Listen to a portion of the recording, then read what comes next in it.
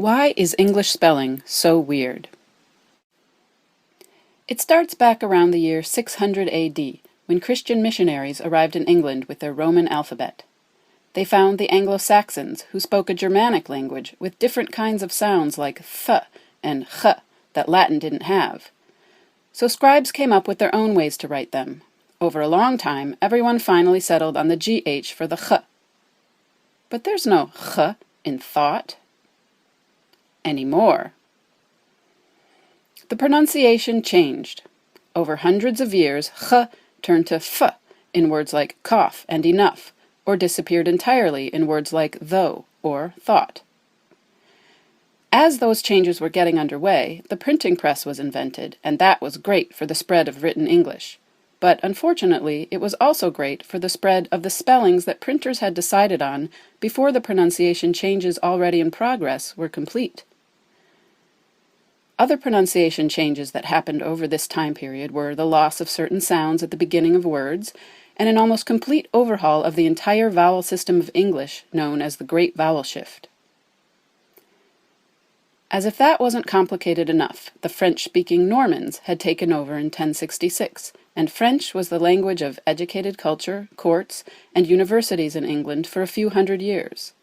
Those years left their mark on English vocabulary and spelling. So, for the most part, the answer to why do we spell it that way is either because we used to pronounce it that way, or because that's how they did it in French. But sometimes we can't blame either of those things. In the late 1500s, English spelling had stabilized well enough, but some Renaissance scholars who were all fired up about classical Latin and Greek decided not to leave well enough alone. They thought the glory of the ancient world should be better reflected in the current one.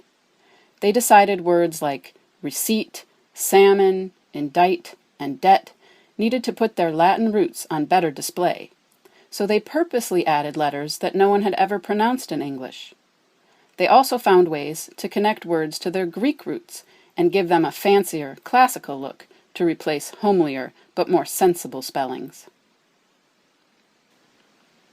And sometimes the classical craze went a little too far.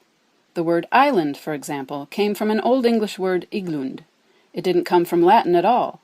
And people were happily pronouncing it and writing it as island, until someone picked up an S from the Latin insula and stuck it where it was never meant to be. Finally, we have a whole bunch of words that we simply borrowed from other languages as is, including another later wave of French words that we left in their original spellings.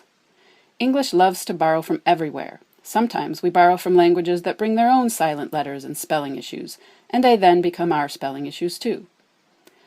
And sometimes we borrow the same word from two different places. That's what happened with colonel.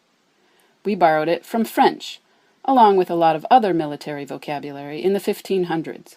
Back then they said it and spelled it as coronel.